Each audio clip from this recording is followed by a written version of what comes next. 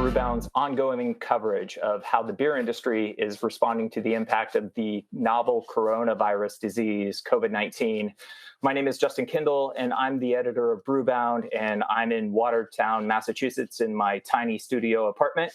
And I am joined today via Google Hangout by Barry Holmes, the CEO of the Bruery and Offshoot Beer Company. Barry, how are you hanging in there? Hey, Justin. Well, I'm doing pretty well. We're obviously doing the best we can, like everyone else. I'm thankful for having a little bit more space. That's what California provides, and obviously the sunshine doesn't hurt either. Traffic's a lot better in post COVID-19 too. That is, I guess, one saving grace in all of this is you can get anywhere you want in probably the amount of time that it should take. Right. You can't go many places, but where you can go, you can get there a lot faster. Right. Well, I brought you on here. I want to know, how are things shaking out at the Bruery and Offshoot? How are you guys holding in there? We're probably like a lot of other breweries. We have our challenges. This is obviously hitting several parts of our business extremely hard, meaning it's gone. The on-site consumption in our tasting rooms, clearly that evaporated on, what was it, Monday the 16th of March, and all the draft sales that we were doing through distribution is also gone.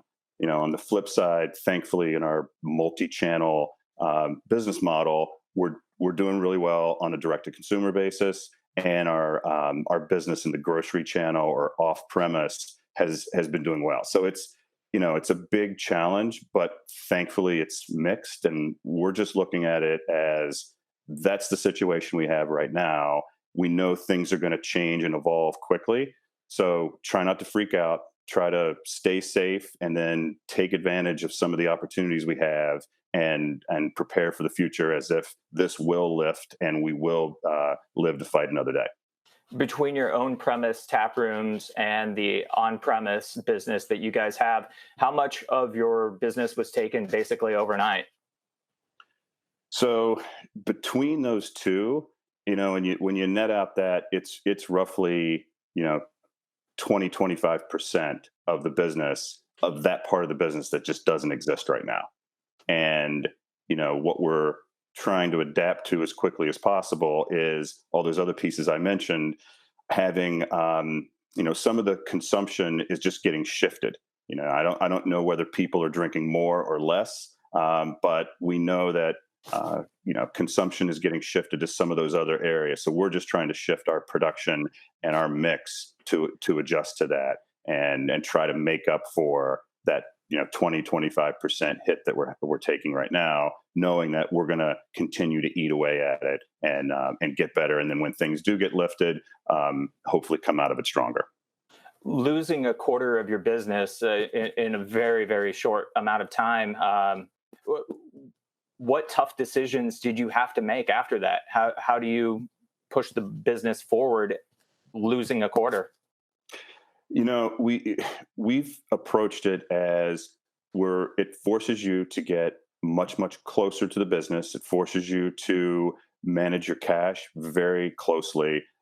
But the tough decisions we've looked at is we haven't furloughed anyone. We haven't laid anyone off as it relates to this crisis. We're trying to take advantage of those opportunities we have and manage this for the future. But basically what we've done is we've redeployed the people who would otherwise be completely out. So for example, we've instituted same day delivery now throughout all of Orange County, and we're launching it into Los Angeles next week. And it's uncovered a way for us just to actually be a lot better on the direct to consumer front. And basically we've taken the employees whose hours and tips are gone and put them in cars to deliver the beer. And that's been cool to see that, everyone wins in that situation, because, if you're stuck at home with your family, you need some of our beer. And it's been great to be able to redeploy, some of our employees from delivering your tasters to your table to, bringing your order straight to your house. What was the ramp up like for that? What did it take? What kind of safety measures did you guys have to put in place? Well, I mean, obviously, safety has been key throughout this whole ordeal, and I think that it's been important for all of us to, keep the mantra of it's safety first for all of us, and it's the employees first, and obviously our members and our customers and all stakeholders after that. But then we're focused on the business, and so we looked at all the things that you would need to do to be safe, both driving the cars, insurance wise, having a reliable vehicle, et cetera, and just penciled it out and realized that if we make this available and structure it in a way where someone can go deliver 20 orders in an afternoon, as long as we get the orders by 2 p.m., we can do this. And thankfully, it's worked out. We've made a ton of deliveries, and so it's we look at it as that's a way for us to touch the members and the customers in a way that really works for them, and it redeploys our great employees to do something different that's value added, and ultimately we don't have to lay anyone off in the process. So that feels really good. That's pretty great. That's a story that we haven't heard a lot of. I mean, just like every other small business, there have been struggles in craft brewing, and we've seen a number of companies lay off or furlough workers, and Yeah. it's good to hear that there are exceptions to out there right now. Yeah, and everyone's business is a little different, and we're trying to thread the needle of how do we do the right thing, but make sure everyone's being productive and the business is getting served. And thankfully, that's working for us right now. We've seen a number of breweries institute other measures to make up for their lost sales. They've instituted curbside pickup, drive-through. Is is the brewery doing any of those things? Yeah, well, we're doing curbside pickup, or we're doing same day pickup. Thankfully, our membership model that we've had in place for a while, and our direct to consumer model has always allowed for that. Meaning, we've always had a pickup option that you can do with us. Now we've basically said though that you can plan your pickups in advance. You can pop into the tasting room and place an order on site, but we'll also deliver it to you as well. So it's basically been tweaking our current model to be safe across the board, and make sure that when someone stops in unannounced, all the safety measures are there, the surfaces have been wiped down, the doors open, all the employees are following the protocol to a T, and we've made sure that piece is there first and foremost, so it gives people the confidence to come in and buy beer, or have it picked up, or have it delivered. We've seen a number of surveys from the Brewers Association, and many of them have been dire in as far as what the responses have been from craft brewers, saying they can hold on for between, whether it's 1 to 4 weeks, or 1 to 3 months, or 6 months, or whatever. The measures you've instituted, how long can they sustain the business? Um, I'm not totally sure exactly how long it's going to be, and there's so many variables. There's obviously the PPP loan that's out there. We have not received ours yet, and we know that the news today was that this initial tranche has been exhausted. So we'll have to wait until the federal government reloads that in some way. But with that, then it gives us a lot more runway. Without it, it becomes much, much tougher. So but for now, we're mitigating those losses with some of our strengths, and we're just like everyone else. We're managing cash extremely tightly, but we're trying to do so in a way that our employees and our team members know that that's not going to be the first place we cut. We're planning for some form of resurgence over the summer, later in the fall, whenever that happens, and we're just trying to take advantage of every opportunity we can right now to put ourselves in position to do those things when they happen. On that loan money running out, there have been a number of stories of small businesses having difficulty accessing that cash, or getting I guess having a difficult time, when they went to their banks to ask for or put in their applications. What was your experience like? Our understanding is the banks are completely swamped. And if you think about it, the restrictions or the qualifications for this loan are basically that you have 500 employees or less.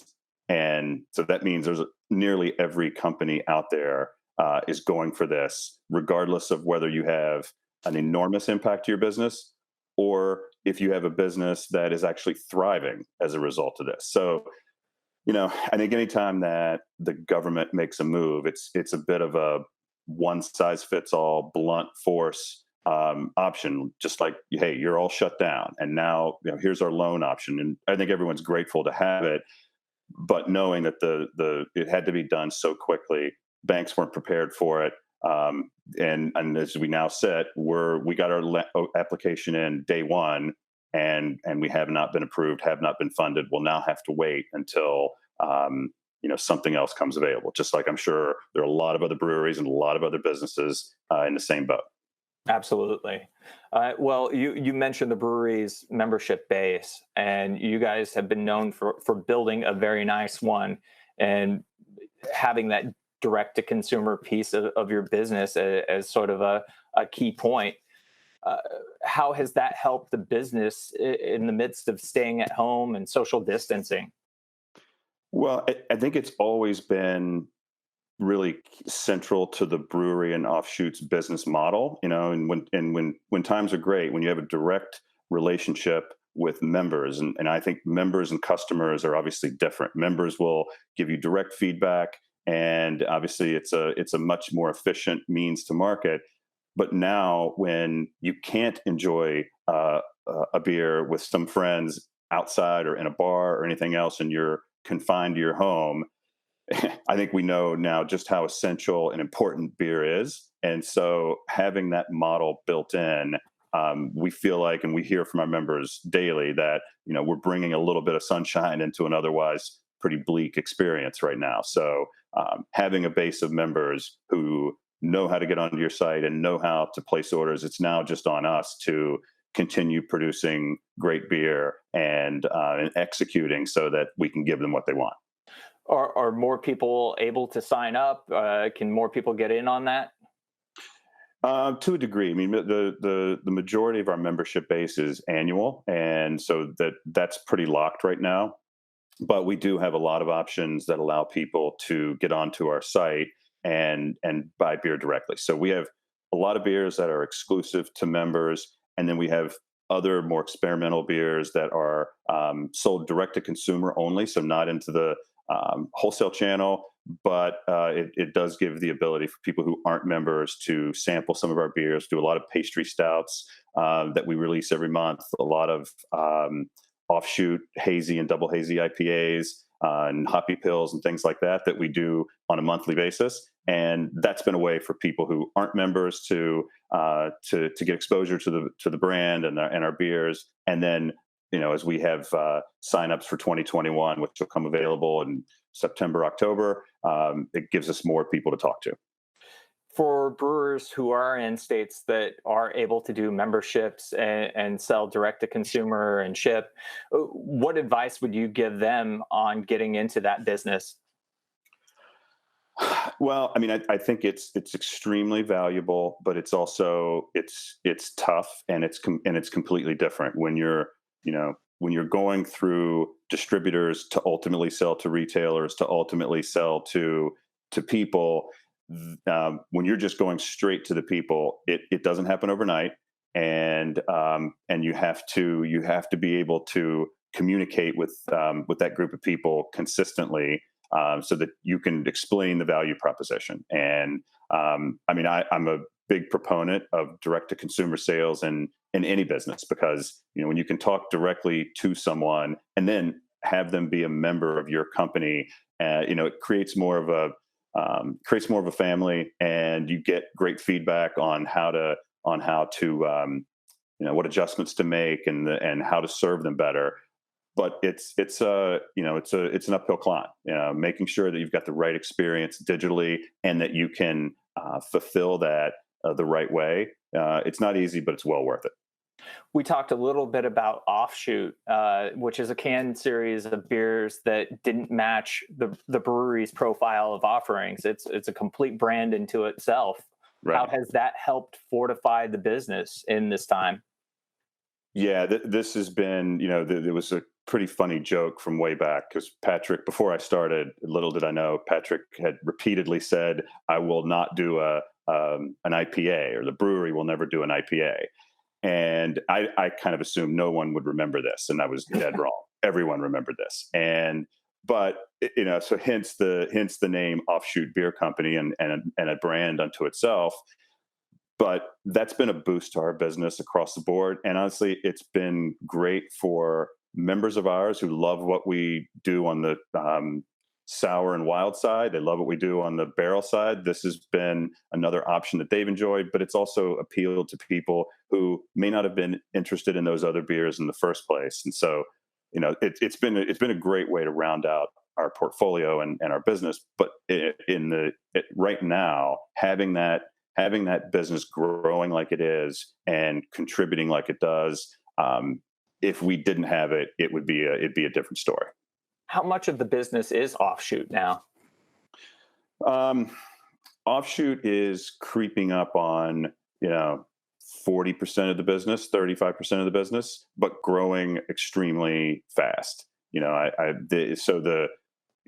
don't have a ton of distribution yet, but that's happening in real time. And prior to COVID-19 shutdown, in the wholesale channel through Nielsen, we were clipping along at 50+% growth, and then that first week after the shutdown, it skyrocketed to 170.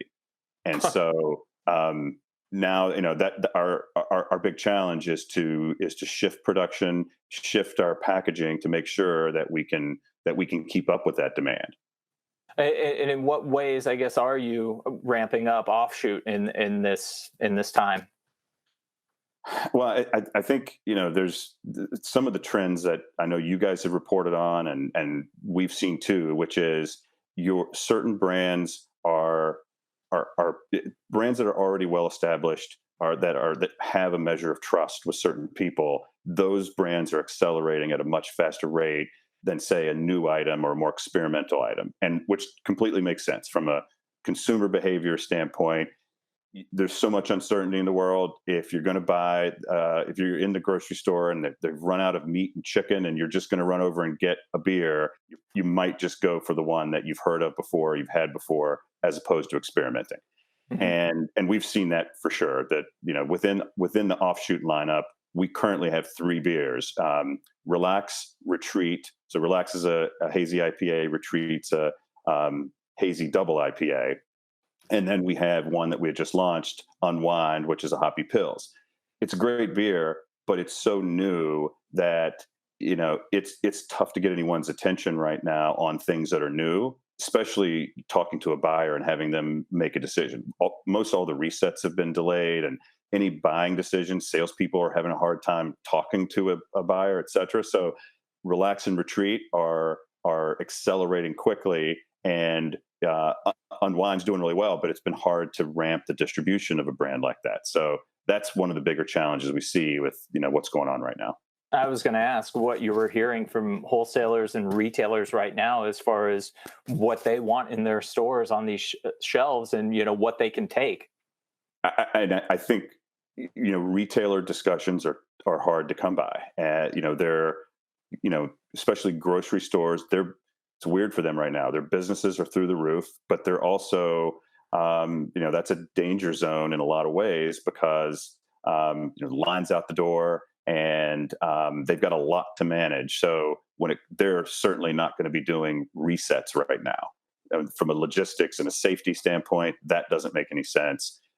What we're seeing from distributors and retailers as it relates to those trends I just mentioned, making sure that we have the beers in stock to keep up with demand, and trying to forecast well, what's that demand? We know what that demand looked like the last 4 weeks, and it's elevated from what it looked like previously. So is it going to continue to making sure that we have the inventory and we can pivot fast enough to provide that? That's their main concern. I think from a distributor standpoint, this is a tough time for them because roughly half of their business is gone, and there's all this uncertainty. So distributors are trying to carry less inventory. So you have a inventory compression situation at a time when certain brands are accelerating in sales. That means your margin for error is really, really tight. And that's a challenge. So it's a cash challenge for distributors. It's a cash challenge for breweries. And the better you know your business, the more you can accurately predict what kind of sales you're gonna have, so you can fill it. That's a greater challenge than ever right now. With a brand like Offshoot, are you able to pivot into any of the larger pack sizes that we've seen sort of take off in the last I guess the last month? Yeah, it's a great question, and we've made the conscious decision not to do that yet. We have a lot of complexity in our business. As you mentioned all these different channels, direct to consumer, and we have hundreds of beers that we do for our tasting room and for our members and direct to consumer. So one of the beauties of our wholesale business is we try to keep it as simple as possible. So we have not taken the bait to do large size for Offshoot yet. I think we want to try to make as many decisions that can take advantage of opportunities, but that are going to live on. And I think that stock up mentality is short term right now, and not something we want to jump on. Have you seen your trends over the last few weeks slow a bit from that 100 and whatever percent peak that you saw? Is it back to sort of that double-digit growth, or where did it fall? I think it's been really erratic. Week 1 post shutdown was that enormous spike. Weeks 2 and 3 were much less, and then week 4 was somewhere in between. So I think the market is starting to find its footing as to how many people are going to be taking shopping trips. How much are they loading up on? And so whatever normal looks like right now, we're the market's trying to find its footing. So I think week 1 was crazy. Weeks 2 and 3 were less crazy. Week 4 was a balance of the two. So I find that encouraging, that it wasn't just a full pantry load in week 1. If you'd asked me that on week 2 or 3, I might have said that it was. But as week 4 with us showed that our sales spiked again. So it's either people are buying more but taking fewer trips, or we're developing an elevated baseline of sales in this new world. One of the things the brewery has instituted in this COVID-19 world right now are virtual happy hours. Yeah. And you guys have supplemented that by selling a package of beers that people can drink during these happy hours. There's one of the happy hours tonight. That's right. What's the response been like to that thus far? What have you learned? Yeah, well, I'm really proud of the team, because we were, this all went down on Sunday evening, the 15th. And we had our first virtual happy hour on Thursday, the 19th or whatever that was. So we jumped on it fast, and it wasn't done to sell beer necessarily. It was done to connect with our members. We wanted to have a way to not, because we were all feeling cooped up and disconnected. So you just knew that you're finding ways to connect with your members or fans or friends. That was the most important part.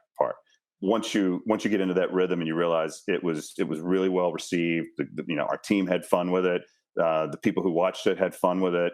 And so now we're just going to do it weekly for a bit and see how it goes, and try to find more interesting content to talk about. And then, of course, you figure out ways to sell beer as a result of it. It's a bonus. We're not afraid to sell beer. We don't want to hide from that. You shouldn't be right now. No one should be. So I know you got to get back to it, but before I let you go, I want to ask you one more thing, which is, the world's eventually going to come back at some point.